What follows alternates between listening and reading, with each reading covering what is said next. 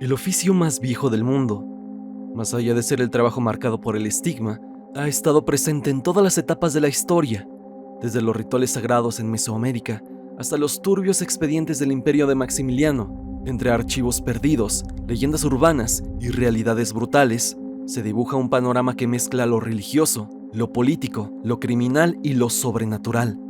En este recorrido, vamos a explorar cómo el comercio carnal se entrelazó con el poder en distintos momentos, y de eso pasaremos a leyendas sobrenaturales, como la de la Extabay, hasta el lado turbio del oficio, cómo es que se entrelaza con el crimen en la actualidad.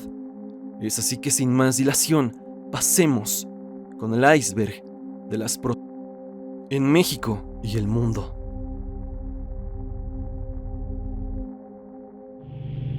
La prostitución sagrada y rituales en Mesoamérica. Cuando hablamos de la prostitución en Mesoamérica, debemos dejar de lado la idea moderna que la asocia únicamente con lo clandestino o lo ilícito. En el mundo prehispánico, la intimidad estaba cercanamente ligada a la religión, la fertilidad y la cosmovisión de los pueblos.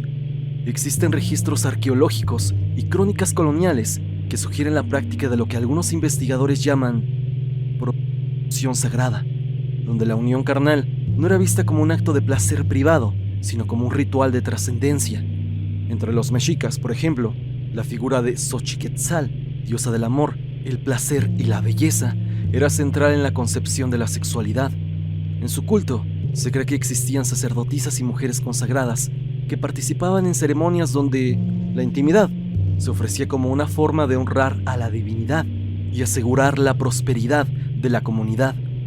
Estas mujeres no eran vistas con estigma, sino como intermediarias entre lo humano y lo divino. Algunos estudiosos también mencionan que en templos y fiestas agrícolas se realizaban rituales donde los hombres podían unirse con mujeres destinadas a representar a las diosas de la fertilidad. Este intercambio era considerado un símbolo de la unión entre la tierra y el hombre, garantizando abundancia en las cosechas. Aquí, la intimidad cumplía una función sagrada, de la misma manera que en otras culturas antiguas del Mediterráneo y Mesopotamia. No obstante, los cronistas españoles, con su mirada moralizante, condenaron estas prácticas y las describieron como Fray Bernardino de Sahagún, por ejemplo, documentó la existencia de mujeres llamadas agüeanime, que ofrecían compañía, placer y risa a los hombres en contextos festivos. Aunque los misioneros las acusaron de libertinaje, lo cierto es que su rol estaba profundamente vinculado con lo ceremonial y con la celebración de la vida. Se sabe también que en algunos rituales incluían la unión íntima, previa a sacrificios humanos, donde la entrega del cuerpo era entendida como una purificación antes de la muerte ritual. En este sentido, la prostitución sagrada no solo era un acto erótico, sino también un paso hacia la trascendencia espiritual. Hoy la noción de prostitución sagrada en Mesoamérica sigue siendo un tema debatido.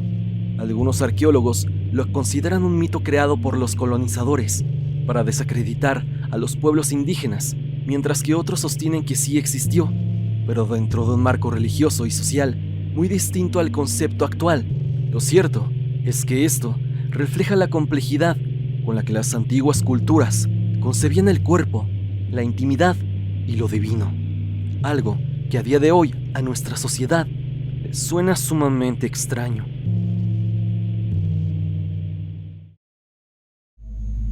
La Extabay, la hechicera y seductora mortal.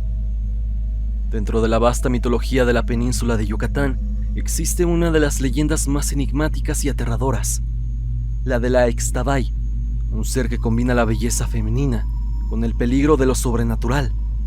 Su figura ha trascendido de generación en generación, y aún hoy, en pleno siglo XXI, hay muchas personas que aseguran que su espíritu se sigue manifestando, acechando en caminos y noches de fiesta.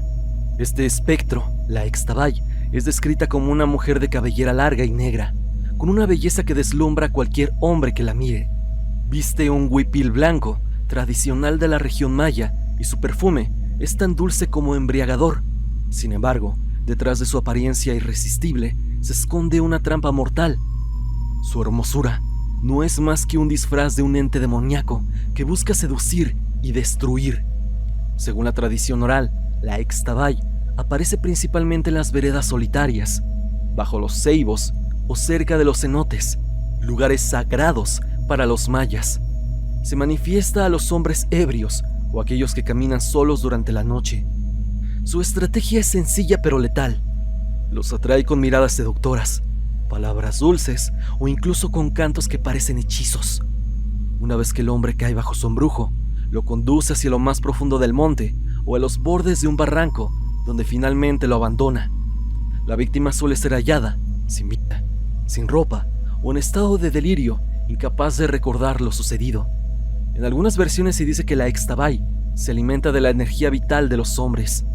Otros relatos aseguran que es el espíritu de una mujer que en vida fue promiscua o dedicada a vender su cuerpo, condenada para que después de fallecer vague como castigo. También se le vincula con antiguos rituales mayas relacionados con la fertilidad y el erotismo, lo que sugiere que la leyenda podría tener raíces en prácticas ancestrales que con el tiempo fueron demonizadas tras la llegada de la colonización. A nivel simbólico, la figura de la Extabay puede interpretarse como una representación del peligro del deseo descontrolado. En una sociedad donde los excesos y el libertinaje eran condenados, ella funcionaba como una advertencia moral. Quien caiga presa de la lujuria, tarde o temprano, sufrirá las consecuencias. Lo interesante es que más allá del mito, aún hoy, muchos pobladores yucatecos afirman haber escuchado su canto o haber visto a una mujer solitaria en los caminos rurales. Incluso, en comunidades mayas, se recomienda a los hombres evitar caminar solos de noche para no caer en sus garras. La Extabay no es solo una leyenda de miedo, sino también un reflejo de la forma en que los pueblos mayas entendían la relación entre la intimidad, lo sagrado y lo prohibido. Una hechicera seductora, mortal y eterna, que sigue viva en la memoria del sureste mexicano. Sin duda alguna una leyenda que hace querer no salir tan tarde por la noche, sobre todo en las zonas de Yucatán, en donde personas aseguran que la han visto deambular, incluso en la actualidad.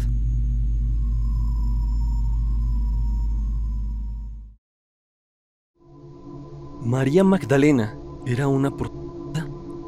María Magdalena es uno de los personajes más enigmáticos del cristianismo. En los evangelios se le menciona como una fiel seguidora de Jesús, testigo de su crucifixión y, según la tradición, la primera en verlo resucitado. En otras palabras, se trata de una figura clave dentro del relato cristiano primitivo. Sin embargo, con el paso de los siglos, su imagen fue distorsionada y transformada en un símbolo de misoginia dentro de la tradición eclesiástica. La confusión comenzó en el siglo VI, cuando el Papa Gregorio Magno pronunció una homilía en la que mezcló a María Magdalena con otras mujeres mencionadas en los evangelios. Una homilía, básicamente, es un comentario que dijo el Papa Gregorio después de citar el texto bíblico, y él lo explicó de esa forma a los fieles. La pecadora anónima que ungió los pies de Jesús y María de Betania, hermana de Lázaro. A partir de ese discurso, Magdalena fue identificada erróneamente como una prostituta arrepentida, pese a que no existe ninguna referencia bíblica que la vincule a tal oficio. Este error no fue menor, convirtió a una de las discípulas más relevantes de Jesús en un arquetipo de mujer caída que solo podía redimirse a través de la penitencia.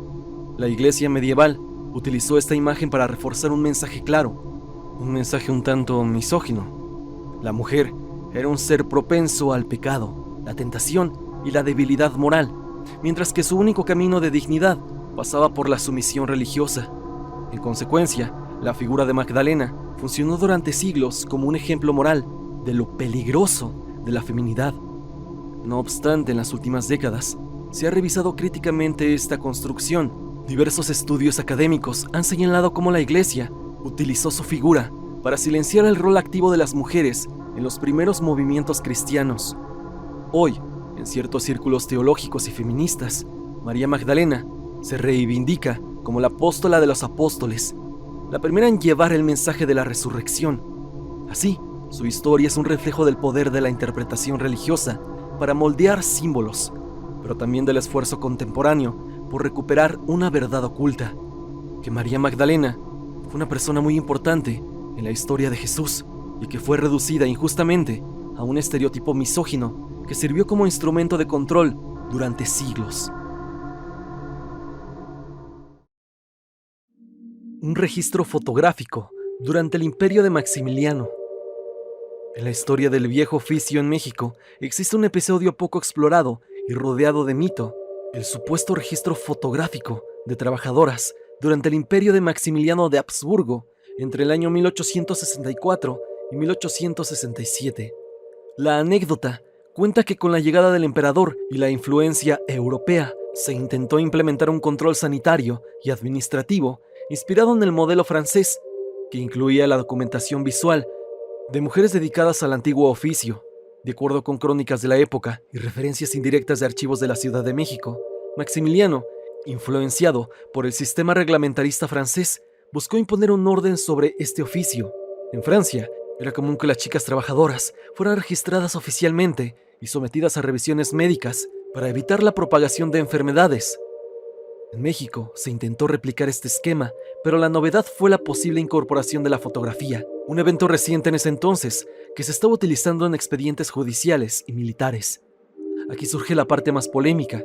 Algunos historiadores y coleccionistas sostienen que en los archivos del antiguo Palacio de Medicina y de la Secretaría de Gobernación existieron fotografías de estas trabajadoras, tomadas como parte de expedientes sanitarios.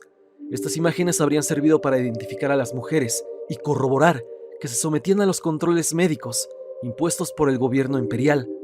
El problema es que hasta la fecha, ninguna de esas fotografías ha sido mostrada al público y los documentos oficiales disponibles solo mencionan los registros escritos. Esto ha generado una aura de misterio en torno a la historia de México. ¿Realmente existieron álbumes fotográficos de estas mujeres durante el Segundo Imperio o se trata de una exageración transmitida por cronistas de la época? Algunos investigadores creen que, si existieron, probablemente se destruyeron tras la caída del imperio en 1867, cuando los liberales restauraron la república y eliminaron gran parte de la documentación asociada a Maximiliano. Sin embargo, hay rumores persistentes en el mundo del coleccionismo privado que señalan la existencia de daguerrotipos o copias en manos de familias de abolengo que participaron en la corte imperial.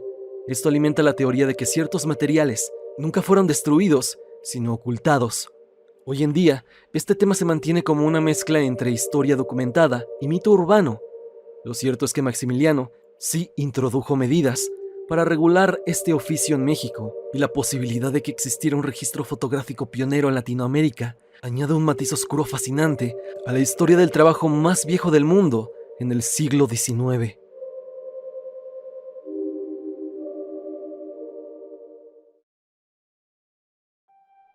La Piturris y la Chiquita. En la historia criminal de la Ciudad de México, las décadas de los años 30 y 40 marcaron una época turbulenta, donde no solo los hombres eran protagonistas del bajo mundo. Dos mujeres, Aurora Coronado, conocida como la Piturris, y María Villa, apodada la Chiquita, se convirtieron en figuras legendarias de la delincuencia capitalina. Sus vidas reflejan la crudeza de una ciudad en expansión, el descontento social y la miseria que orillaba, e incluso hoy en día orilla, a muchas personas al crimen.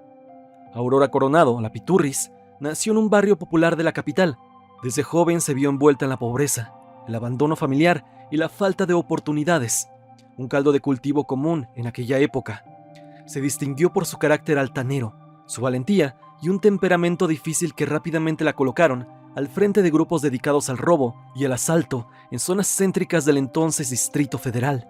La Piturris se movía en los mercados, calles oscuras y pulquerías, donde ejercía control sobre pandillas masculinas que la reconocían como líder. Su fama creció tanto que los periódicos de nota roja de los años 30 la describían como una mujer que desafiaba los roles tradicionales de género, astuta, peligrosa y capaz de empuñar un arma con la misma frialdad que cualquier varón.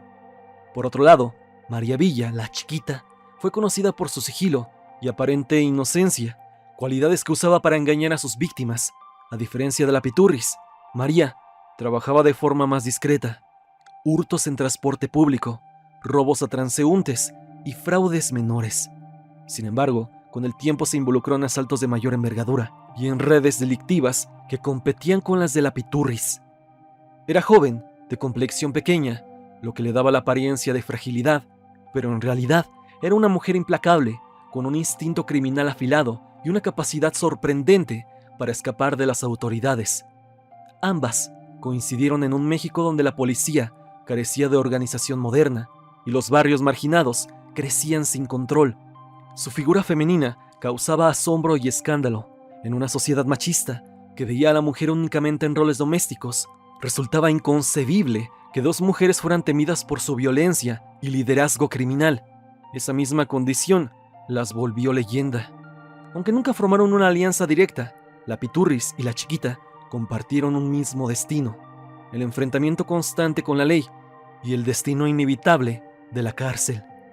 Los periódicos amarillistas de la época explotaron sus historias, retratándolas a veces como monstruos y otras como víctimas de la pobreza. Su imagen envuelta en el morbo quedó como ejemplo de cómo el crimen femenino también marcó al México de los años 30 y 40. La Piturris, como se le conocía, tuvo un trago amargo en la sociedad de aquella época. Y es que a la edad de 17 años y en sus últimas etapas de la adolescencia, se dedicó al antiguo oficio, vendiendo su cuerpo por algunos pesos, cosa que la marcó para siempre y seguramente la encaminó a esos bajos mundos. Por otro lado, la Chiquita, una mujer que logró escandalizar en el Porfiriato, siendo María Villa, una prostituta famosa en aquellas épocas. María se convirtió en una trabajadora al empezar a laborar en la servidumbre, una labor también altamente estigmatizada durante el mandato de Porfirio Díaz. Fue entonces cuando conoció a un hombre de clase alta que fue clave en su vida, Salvador Ortigosa. Tiempo después, la Chiquita se vio envuelta en el escándalo tras ultimar a otra mujer. Se trataba de Esperanza Gutiérrez, la malagueña, una mujer que se dedicaba al mismo oficio que ella y a la cual ultimó en un intento por restituir su honor. Hoy en día, Aurora Coronado y María Villa son recordadas como símbolos de un tiempo en el que las calles de la capital eran territorio de pistoleros, carteristas y asaltantes. Una época no tan diferente a la actualidad, solo que un poco menos agresiva.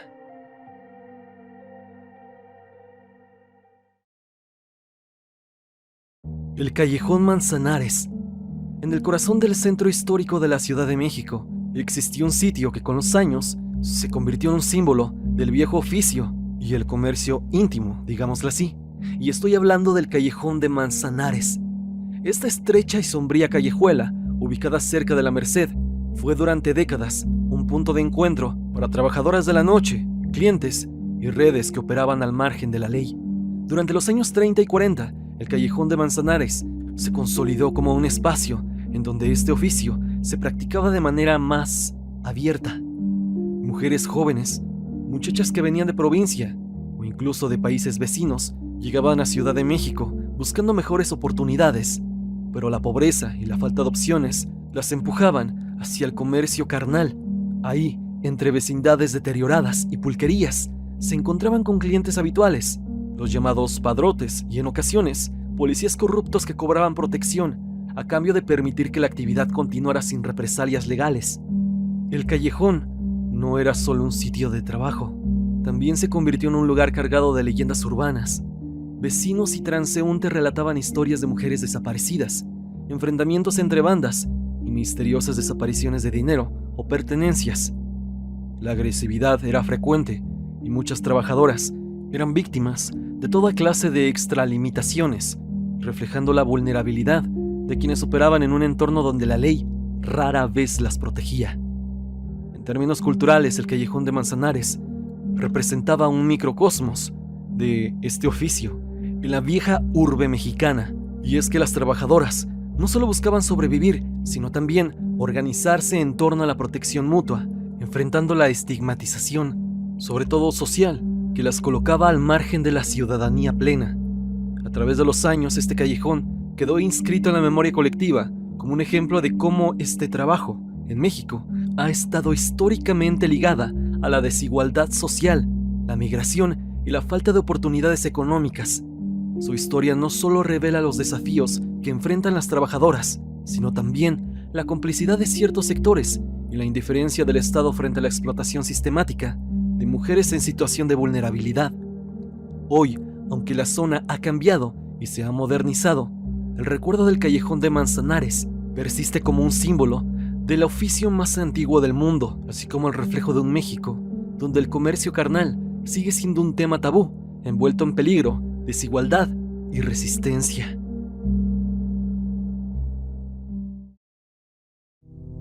Zona Divas. El caso de Zona Divas destapó una de las redes de más escandalosas en México en la última década. Bajo la apariencia de una agencia de modelaje y acompañamiento, esta plataforma en internet reclutaba principalmente a mujeres extranjeras, sobre todo de Venezuela, Colombia y Argentina, quienes eran engañadas con la promesa de trabajo como modelos, edecanes o damas de compañía en eventos sociales. Sin embargo, al llegar a México, descubrían que habían sido atrapadas en un esquema de explotación de alto nivel. El modus operandi de la red era sofisticado.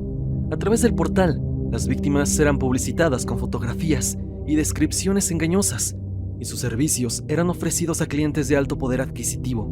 Muchas de ellas eran retenidas contra su voluntad mediante amenazas, deudas infladas por gastos de viaje, así como que eran amedrentadas.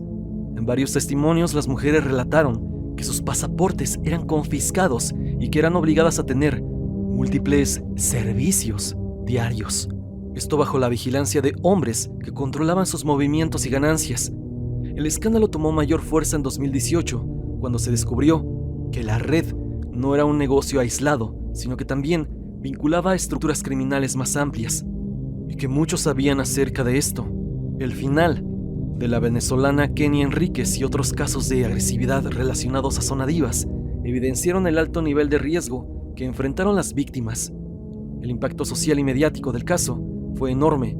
La Fiscalía General de la República abrió investigaciones y varios responsables fueron detenidos. Sin embargo, los procesos judiciales han sido lentos y, como ocurre en muchos casos de este estilo, la impunidad sigue y sigue siendo un obstáculo para la justicia.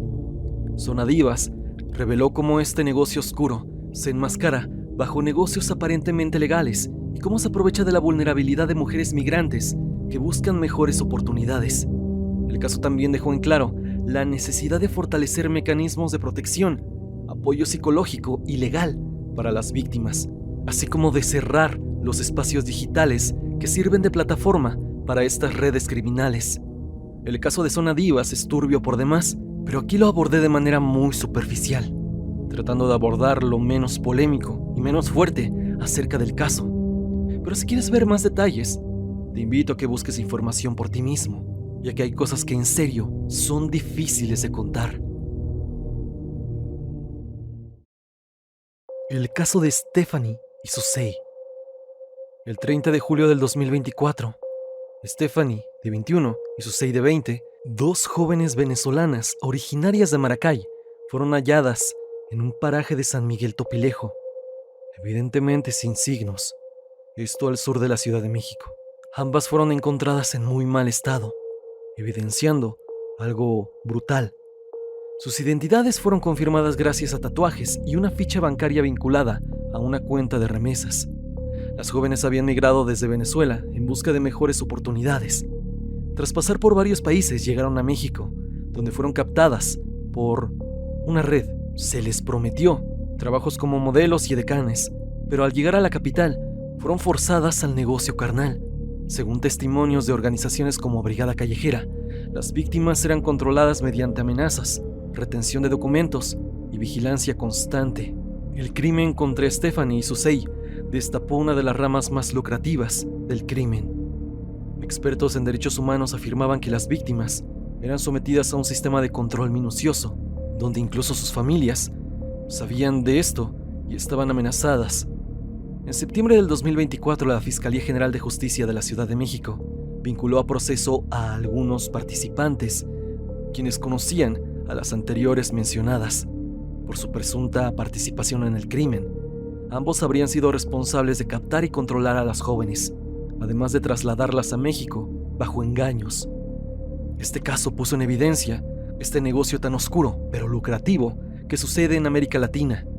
Lamentablemente, como ya lo escuchaste, estas dos féminas no pudieron salir bien de esta vida, pereciendo en el camino, volviendo a ser una vez más un dígito que parece estar maldito en México: la estadística de personas que sucumben frente al crimen.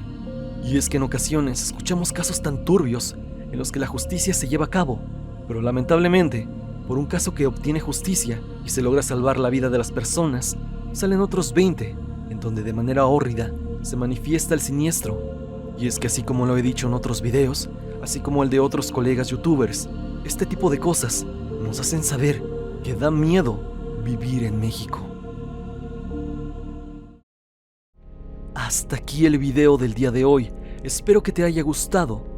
Ya hemos abordado el iceberg de las trabajadoras nocturnas en México. Si te ha gustado, por favor, suscríbete al canal, pero sobre todo, deja tu pulgar arriba. Si quieres sugerirme algún tema, por favor, házmelo llegar a mis redes sociales, especialmente a Instagram, donde podremos estar en contacto. Sígueme a través de Spotify para que me escuches mientras haces tus labores diarias. La música del video es por Repulsive.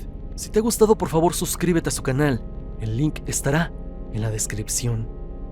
Sin más que decir, no te olvides que yo soy Stan y te deseo dulces pesadillas.